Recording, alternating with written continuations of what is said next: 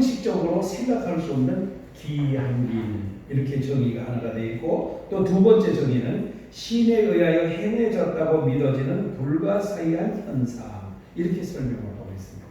그러니까 상식적으로는 이 생각할 수 없는 기이한 일이거나 또는 신에 의해서 행하여졌다고 믿어지는 불가사의한 일, 이것이 바로 기적이라는 거죠. 그러면 우리가 사전적인 정의만 보더라도 예수님께서 행하시고 하나님께서 행하신 이런 모든 그 기적이나 표적들은 우리가 믿음이 없이는 믿을 수가 없다 하는 것을 우리가 단적으로 알 수가 있는 거죠. 그래서 여러분, 우리가 오늘도 성경에 기록된 이 하나님이 행하신, 예수님께서 행하신 놀라운 기적을 믿는 데는 바로 우리의 믿음이 필요한 것이다. 따라서 우리가 하나님 예수님께서 행하신 이 기적을 우리가 믿음으로 믿으면 그 기적이 우리의 것이 되는 것이고, 믿지 않으면 안 되는 거죠. 그러니까 오늘 우리가 예수님께서 행하신 이 기적들을 믿음으로 아멘하고 믿는 것이 얼마나 중요한 일인가 하는 것을 말씀을 하고 있는 거죠. 그래서 로마서 10장 17절에도 그랬습니다. 그러므로 믿음은 들음에서 나며 들음은 그리스도의 말씀으로 말미암느니라.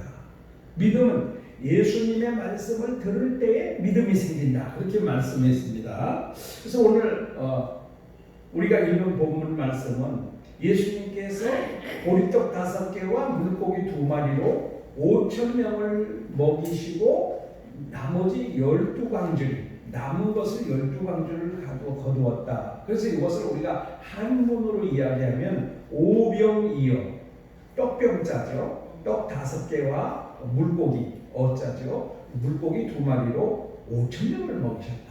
그래서 이것을 오병이어의 기적이다, 그렇게 표현들을 합니다. 그런데 예수님께서 이 기적을 행하실 때가 언제냐 하면은 오늘 말씀해 보세요. 4절 말씀 봅니다. 마침 유대인의 명절인 유월절이 가까운지라 그랬습니다. 예수님이 이 오병이어의 기적을 행하실 때가 언제냐면은 유월절이 가까운 때에 이 기적을 행하셨다는 거예요. 그러면 왜 성경에서 예수님이 이 기적을 행하신 때가 유월절과 관련이 있다 하는 것을 말씀하고 있는가 하면은 그냥 적어놓은 것이 아니고, 예수님이 오병이어의 기적을 행하신 것은 유월절과 관련이 있다, 이걸 지금 말씀해주고 있는 거예요. 암시해주고 있는 거예요. 그러면 우리가 이 오병이어의 기적을 이해를 하려면 제일 먼저 무엇을 이해해야 돼요? 유월절에 대해서 이해를 해야 되는 것입니다. 그러면 왜 유월절과 오병이어의 기적이 무슨 연관이 있을까? 무슨 상관이 있길래 예수님은 유월절을 앞두고 이 오병이어의 기적을 행하셨는가 하는 것을 우리가 알 수 있게 되는 거죠. 그래서 여러분, 오늘 우리가 제일 먼저 생각해 볼 것은 유월절입니다. 유월절이 무엇입니까? 유월절이 이스라엘 백성들을 애굽의 압제에서 건져내신 날, 애굽에서 나오게 하신 날, 출애굽한 것을 기념해서 지키는 절기가 바로 유월절이죠. 그러면 오늘날로 다시 말하면 우리를 죄에서 구원하신 것과 관련이 있다 하는 것을 말씀을 해주고 있죠. 그런데 신약에 와서는요, 유월절을 지키지 않아요. 여러분, 교회 지금까지 신앙생활 하시면서 다음 주가 유월절입니다, 이번 주가 유월절입니다, 이렇게 들어본 적이 없잖아요. 무슨 절기를 지켰어요? 무슨 절기 지켰어요? 유월절을 안 지키니까. 유대인의 3대 명절이 바로 첫 번째가 유월절이거든요. 그런데 이 유대인의 첫 번째 명절을 우리가 안 지키고 있는 거예요. 그러면 무슨 명절을 지킬까? 우리는 부활절을 지키고 있는 겁니다. 그럼 왜 부활절을 지킬까요? 예수님께서 부활하신 날을 기념해서 부활절을 지키는 거거든요. 그러니까 그것은 우리를 죄와 사망에서 구원하신 예수님께서 부활하신 날이에요. 부활하신 날. 그러니까 우리를 죄와 사망에서 구원하신 예수님이 부활하신 날이 부활절이거든요. 새로운 생명을 주신 날이 부활절이라는 말입니다. 그렇다면 오늘 여기에서 예수님이 6월절이 가까운 때에 오병이어의 기적을 행하신 것은 바로 이 오병이어의 기적을 통해서 그들에게 무엇을 주시려고? 생명을 주시려고 바로 이와 같은 기적을 행하셨다는 것을 배경으로 지금 말씀을 하고 있는 것을 우리가 알아야 됩니다. 그러면 예수님께서 그들에게 생명을 주시는 것과 오병이어의 기적이 무슨 관계가 있는가? 먼저 우리가 잘 보면 그들이 예수님을 따라오게 된 동기가 무엇이냐면요, 그 앞에 5장 4장에 보면 예수님께서 왕의 신하의 아들을 죽음에서 살리는 기적이 일어나고 있었죠. 그것을 우리가 설교는 안 하고 지나갔습니다. 그 다음에 이제 5장에 오면은 38년 된 병자를 고치는 그 기적을 그들이 보았던 거죠. 그러니까 이제 예수님께서 가시는 곳마다 많은 무리들이 예수님을 따라가게 되는 것입니다. 그런데 지금 예수님이 어디가 앉으셔서 산에 가서 앉으신 거예요. 산에 가서 앉으셨어요. 그러니까 거기는 빈 들이라고 볼 수 있죠. 그런데 많은 사람들이 지금 몰려오고 있는 거예요. 몰려왔어요. 다른 성경이, 다른 마태복음이나 이런 성경에 보면 많은 사람들이 몰려와서 예수님 말씀을 듣느라고 정신이 없었어요. 그 옛날에도 우리나라도 보면은요, 우리 그 초대 기독교가 전파됐을 그 당시에 보면은요, 부흥회를 한번 하면요 2박 3일 동안 먹지도 마시지도 않고 잠도 안 자고 부흥회를 한 적들이 많이 있었어요. 근데 그들이요 2박 3일 어떻게 하나 지금 우리는 그렇게 생각이 되죠. 그런데 그들은요 한두 시간 한 것밖에 안 느껴지는 거예요. 그러니까 2박 3일 하고 나니까 말씀을 들을 때는 정신이 온전히 거기에 집중이 돼가지고 말씀에 집중이 돼서 배가 고픈 줄을 몰랐는데 몸을 입고 있잖아요. 그러니까 한 이틀 안 먹고 3일 안 먹으면 몸이 줄이게 되는 거죠. 정신이 번쩍 들고 보면 뭐예요? 현실로 돌아와 보면 배가 고픈 거예요. 그때 예수님께서 무엇을 하십니까? 그들에게 떡을 줘야 되겠다. 먹을 것을 줘야 되겠다. 이렇게 생각을 하시는 거예요. 그것은 곧 뭘까요? 육신의 양식이죠. 육신의 양식. 육신의 양식일 뿐만 아니라 육신의 양식을 주는 것을 통해서 하나님 예수님께서 그들의 영생을 주시려고 하는, 그래서 요한복음엔 계속 무엇이 흘러가고 있습니까? 육신의 생명뿐만 아니라 영생에 대해서 계속 이 흐름이 흘러가고 있다는 것을 우리가 요한복음을 읽으면서 여러분 항상 머리에 염두에 두시고 읽어야 됩니다. 그런데 이때 이제 6월절, 그러니까 그들에게 육신의 떡을 먹이심으로 인해서 그들에게 영생하도록 되는 영생의 떡, 생명의 떡을 주시려고 이 6월절에, 그러니까 그들을 구원하신 것과 예수님이 십자가에 죽으시고 부활하셔서 그들에게 영생을 주신 것과 오늘 이 생명의 떡을 주신 것과 모두가 하나가 된다는 사실입니다. 그러니까 오늘 여러분, 오늘 우리가 죄와 사망의 권세에서 구원받지 못하면, 6월절이 우리가 이루어지지 못하면, 다시 말해서 우리가 예수님의 그 보혈로 구원받지 못하면 이 떡은 아무 소용이 없는 거예요. 우리가 그냥 먹다가 죽으면 그걸로 끝나는 거거든요. 그런데 예수님은 이 사건을 통해서 바로 내가 너에게 생명의 떡을 주는 자임을 알게 하시려고 이렇게 하셨다는 겁니다. 그러면 6월절 당시의 그 상황을 한번 살펴볼까요? 이스라엘 백성들은 어떤 상황에 있었습니까? 이스라엘 백성들은 그 바로의 압제 안에 있었죠. 그래서 람세성을 건축하는데 얼마나 그 노예처럼 채찍을 만들어가지고 때리면서 먹을 것을 제대로 주지 않으면서 얼마나 억압을 하고 있었는지 몰라요. 그때 이제 이스라엘 백성들이 하나님이 기억이 난 거예요. 그동안 잊어먹고 살았어요. 그러다가 그 바로의 압제 채찍을 맞아가는 때 그 고통을 느낄 때 하나님이 생각이 난 거예요. 그래서 하나님 앞에 부르짖어 기도했죠. 그때 하나님께서 이제 모세를 통해서 애국에서 탈출하게 하는 출애굽을 시켜주셨던 것이 바로 이 6월절입니다. 그런데 지금 예수님께로 나오는 이 사람들의 상황은 어떻습니까? 그들이 예수님께서 행하신 기적을 보고 예수님을 따라오기는 했지만 지금 현재로서 그들은 뭐예요? 배가 고픈 상황에 놓여 있습니다. 굶주린 상황에 놓여 있습니다. 그때 필요한 것이 뭘까요? 생명의 떡이 필요한 거죠. 그 떡을 먹여주신 것입니다. 여러분, 그럼 오늘 저와 여러분에게는 지금 어떤 상황입니까? 아마 각자 상황이 다 다를 수도 있을 거예요. 그렇지만 공통적으로 우리가 가지고 있는 문제가 무엇일까요? 우리에게 가장 문제가 되는 것은 궁핍이죠. 궁핍.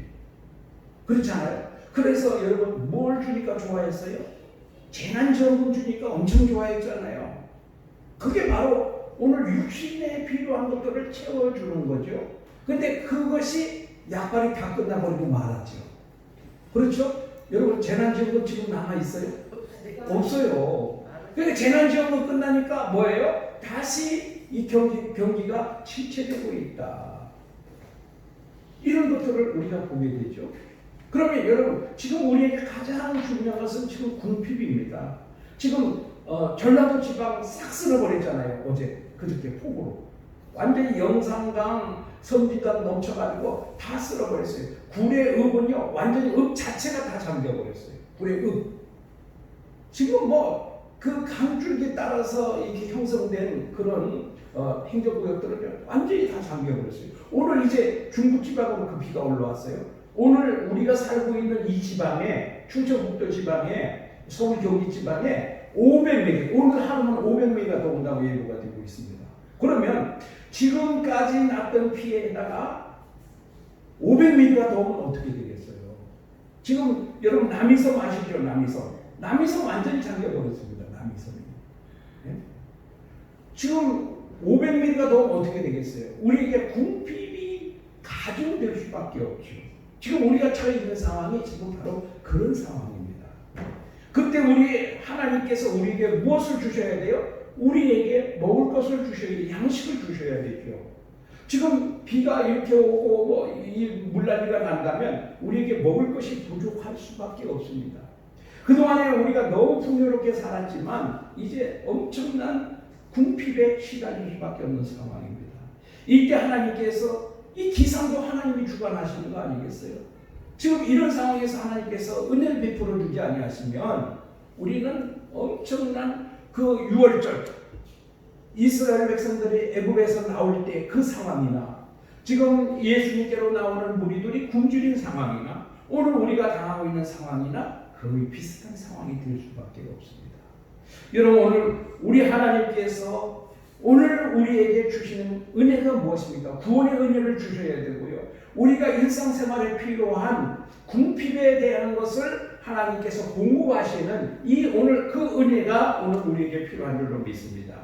도저히 생각해보면 이루어질 수가 없는 그런 상황인데 우리 하나님께서 극적으로 은혜를 베풀어 주시는 이것이 바로 오병이어의 기적이 오늘 우리에게 임하는 줄로 믿습니다. 그렇다면 무엇이 되어야 돼요? 우리가 예수님이 오병이어의 기적을 통해서 보리떡 5개와 물고기 2마리 가지고 5,000명을 먹이신 그 사건을 우리가 믿는 믿음이 오늘 우리에게 있어야 돼요. 그래야 이런 어려움으로부터 우리가 탈출할 수가 있습니다. 우리가 왜 예수님의 말씀을 믿어야 됩니까? 이스라엘 백성들이 출애굽해서 이제 약속의 땅 가나안으로 들어가는데 모세의 말을 거역하면 가나안 땅에 들어갈 수가 없었죠. 오늘 우리가 예수님의 말씀을 거역하면 우리는 구원의 나라, 하나님의 나라에 들어갈 수가 없어요. 그렇기 때문에 우리는 예수님의 말씀을 믿는 그 믿음이 오늘 우리에게 매우 중요한 문제다. 오병이어의 기적을 행하신 예수님의 말씀을 믿는 것이 우리에게 중요하다는 것을 먼저 말씀을 드립니다. 그 다음에 두 번째로 오병이어의 기적과 빌립과 안드레의 믿음입니다. 예수님께서 다른 성경에는 제자들에게 이렇게 말씀하셨는데 오늘 여기서는 빌립과 안드레 두 제자의 이름을 실명을 거명하고 있어요. 그런데 이 빌립에게 예수님께서 말씀을 하십니다. 저들에게 먹일 수가 저들에게 어디서 떡을 사서 저들을 먹일 수 있을까? 이렇게 예수님께서 말씀을 하십니다.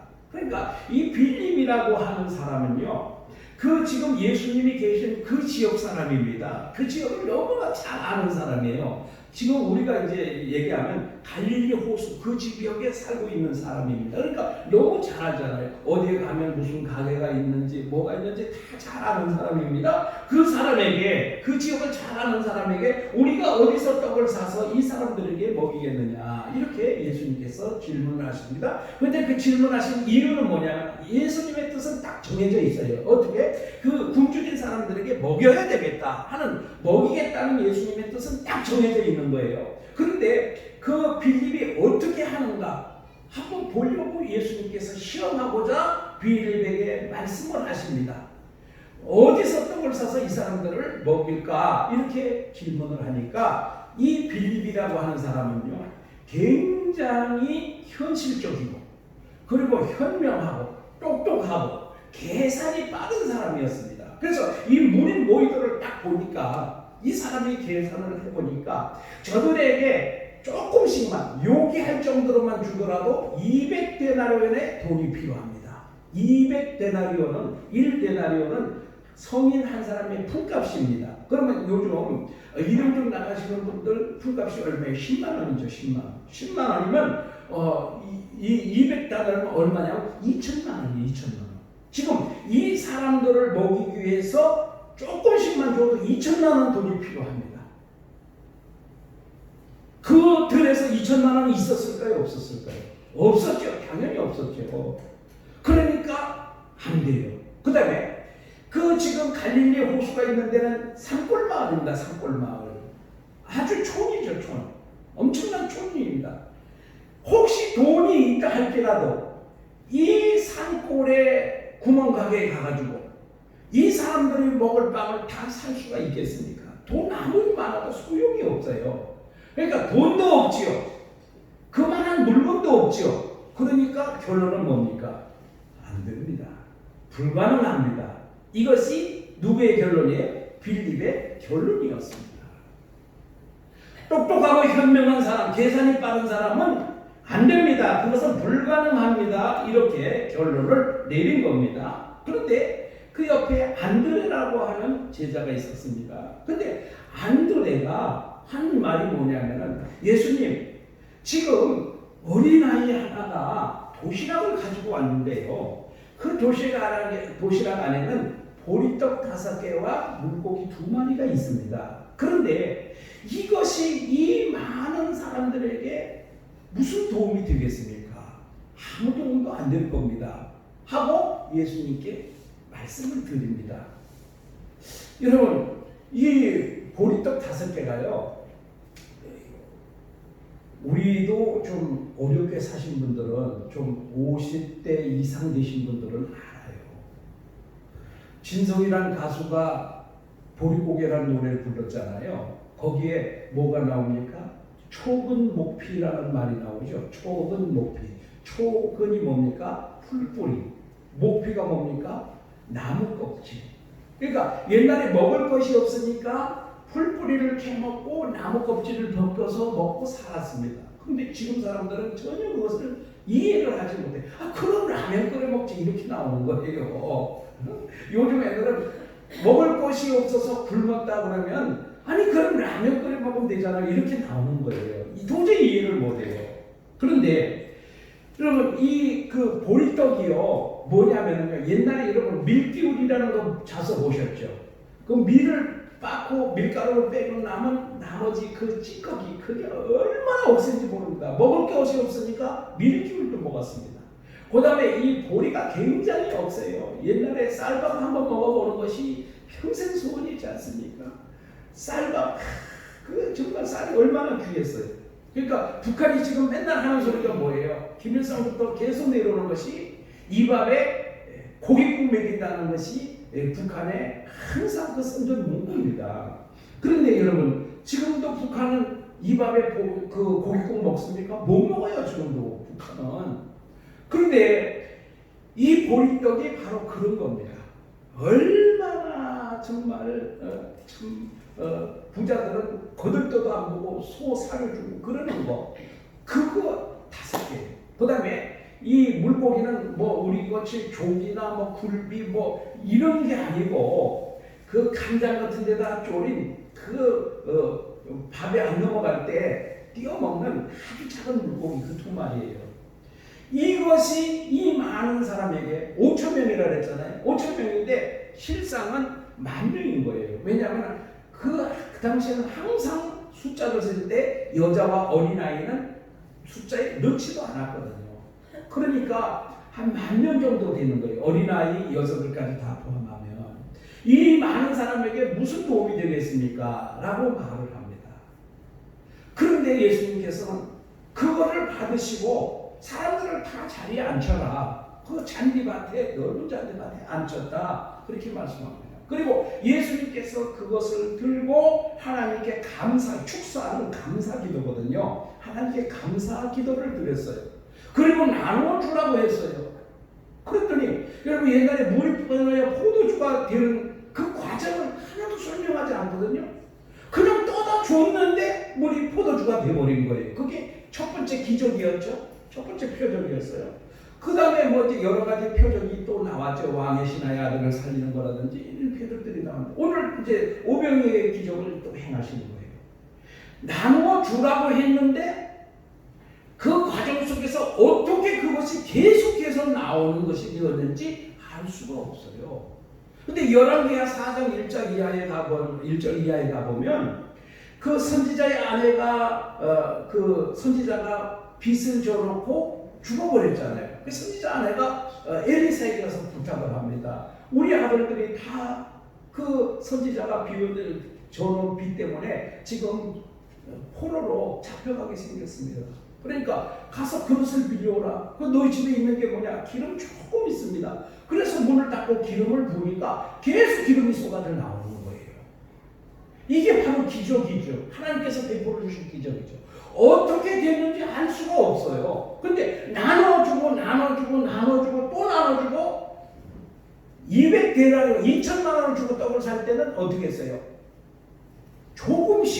조금씩만 줘도 허기만 면할 정도로 줘도 2천만 원이 필요한데 지금 예수께서 그들에게 100을 원하는 대로 주어라. 원하는 대로 나눠줬는데도 지금 남은 것이 12바구니를 거두는 거예요. 지금 예수님이 하신 일은 뭐밖에 없어요? 하나님께 감사기도 드린 것밖에 없어요. 근데 그 과정에서 어떻게 그렇게 됐는지는 알 수가 없어요. 이게 기적이고 이게 표적인 거예요. 이게 사람으로서는 할 수 없고 이성으로는 이해할 수 없는 그 기적이고 표적이 되는 거예요. 하나님만이 할 수 있는 그 일이 바로 이런 거예요. 여러분 오늘 우리에게 어떤 기적적인 일들이 일어나요. 정말 사업이 다 망해가는데 하나님께서 정말 기적적으로 그 기업을 희생시켜주는 경우가 있어요. 그런데 그 과정이 어떻게 됐는지 알 수가 없어요. 누가 행하셨기 때문에? 하나님께서 행하셨기 때문에. 그러면 앞에 빌립은 뭐라 그랬어요? 결론이 불가능합니다. 한마디로 딱 잘라버렸어요. 예수님께서 물으셨을 때 한마디로 딱 잘라버렸어요. 안 됩니다. 불가능합니다. 여러분 오늘 우리가 하나님 말씀을 믿는 하나님의 백성들 아닙니까? 그럼에도 불구하고 안 됩니다. 불가능합니다라고 딱 잘라서 결론 내리는 경우가 여러분 없습니까? 얼마나 많이 있습니까? 그렇잖아요. 에이 그건 안 돼. 그거 말도 안 돼요. 이렇게 말하는 경우가 여러분 얼마나 있습니까? 그런데 예수님께서 어떻게 하겠냐고 우리에게 물으신다면 뭘까요? 그 뜻이 내가 하겠다는 얘기 아니에요. 네가 하는 게 아니고 내가 하겠다는 거 아니에요. 누가? 하나님이 내가 하겠다는 거예요. 하나님이 너보고 하라는 게 아니라는 거예요. 그러면 어떻게 할까요? 비빔처럼 안 됩니다 하고 딱 잘라버릴까요? 불가능합니다 하고 끝내버릴까요? 그게 아니라 안드레처럼 이 어린아이가 물고기 보리떡 5개와 물고기 2마리 이거 가지고 왔는데 이게 이 많은 10,000명이나 되는 사람들에게 무슨 도움이 되겠습니까? 자기가 봤을 때는 도움이 안 돼. 그렇잖아요. 이게 현실이에요. 현실. 우리의 현실. 그렇다고 우리 예수 믿는 사람들이 완전히 현실을 무시하고 그냥 무조건 하나님이 다 아신다. 그것 또한 믿음이 아니죠. 그러나 안드레가 한 일은 무엇입니까? 그것을 가지고 예수님께로 나갔다는데 의미가 있는 거예요. 딱 잘라서 내 생각으로는 안 됩니다. 이러고 딱 잘라버리는 것이 아니고 내 생각에는 물고기 2마리와 보리떡 5개가 이 10,000명이나 되는 사람에게는 뭐 아무것도 도움이 안 될 것 같은데 그럼에도 불구하고 예수님께 그것을 가지고 나가 말씀을 드리는 거예요. 그래서 이 사람들과 예수님을 연결하는 그 연결고리 역할을 안드레가 한 것입니다. 안드레가 믿음이 좋아서 했을까요? 그것도 아니라고 봐요. 왜냐하면 안드레는 지금 안드레 생각은 뭡니까? 안드레 생각은 이걸 가지고 가봐야 예수님에게 가지고 가봐야 별 도움은 안 될 거야 이런 생각이 있었어요. 그죠? 믿음으로 이걸 예수님께 가지고 나가면 예수님께서 이거를 기적을 일으켜 가지고 다 먹이고 남을 거야 이 믿음 가지고 나가는 게 아니에요.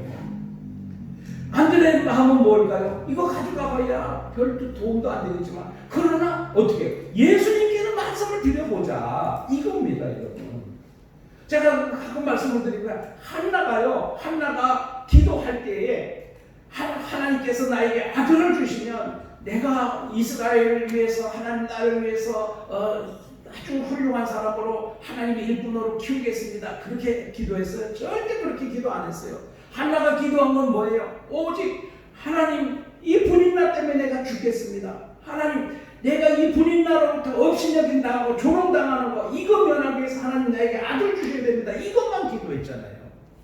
근데 하나님께서는 어떻게 한나의 기도를 들어주셨을 뿐만 아니라 그 한나를 통해서 사무엘이 탄생을 하게 하고 사무엘이 왕정시대와 사사시대를 연결하는 그러한 귀한 일꾼으로 쓰셨잖아요.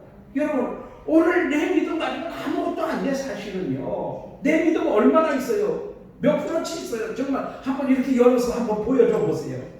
내 믿음 얼마나 있어요? 목사님 얼마나 있는데 저도 믿음 없어요. 저도 무슨 믿음이 있어요? 저도 그와 같은 믿음이 있었다면요 뭐 세계 치고 가는 교회 만들었겠죠. 안 그렇습니까? 저도 믿음이 없으니까 맨날 그냥 그렇게 사는 거 아니겠어요? 안드레도 마찬가지였어요. 안드레도 큰 믿음이 있어 그런 게 아니라 안드레도 이건 아무것도 아니지만 그래도 예수님께 한번 가지고 가보자. 예수님께 한번 말씀드려보자 이거였죠. 그랬더니 예수님께서 사람들을 안치라 하고 예수님께서 하나님께 감사 기도를 드리고 나눠주라 하니까 어디서 나오는지 계속해서 거기 나오는 거예요. 빵이 나오는 거예요. 처음에 이 사람 빌립에게는 빌립은 조금씩만 나눠줘도 그랬는데 오늘 여기에는 예수님께서는 원하는 대로 나눠주라. 그리고도 남은 것이 12바구니를 거두는 이 놀라운 축복의 역사가 일어난 겁니다. 여러분 오늘 우리는 바로 이 역할을 해야 돼요. 빌립은 똑똑한 사람이었어요. 현명한 사람이었어요. 현실을 직시하는 사람이었어요. 계산이 너무 빠른 사람이었어요. 그래서 계산이 없어도 다다닥 그냥 200데나리온 딱 2천만 원 딱 나오지 않습니까? 그런데 이런 사람은 하나님께 쓰이지를 못하는 사람, 하나님께 믿음으로 쓰이지를 못하는 사람입니다. 이런 사람, 빌립과 같은 사람들이 교회에 많으면요 그 교회는 교회가 아니고 세상 회사나 어떤 경영단체지 절대로 교회라고 볼 수가 없는 겁니다. 그럼 안드레와 같이 믿음은 없더라도 이 문제는 우리가 가지고 할 것이 아니라 예수님께 말씀을 드려야 된다. 내게 있는 아주 이 작은 것 이거라도 들고 예수님께로 나가서 말씀을 드릴 때 그 기적을 행하시는 이는 예수님 하나님이시라는 거죠. 여러분 오늘 무슨 일이든 할 때요 우리가 가진 거 뭐 얼마나 있습니까?